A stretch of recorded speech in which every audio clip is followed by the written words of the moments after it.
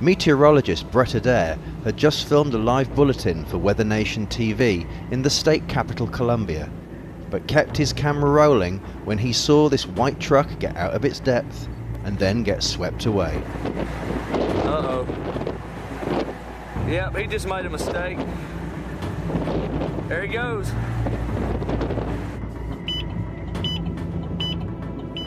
Luckily, the truck became wedged against these trees, stopping it being carried any further downstream.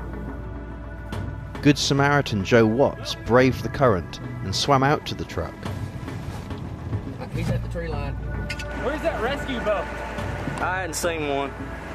It looks like he's coming out now. He was able to pull the driver out of the cab, saving him from drowning. 30 minutes later, the emergency services arrived, rescuing the driver and then Joe from the stranded vehicle.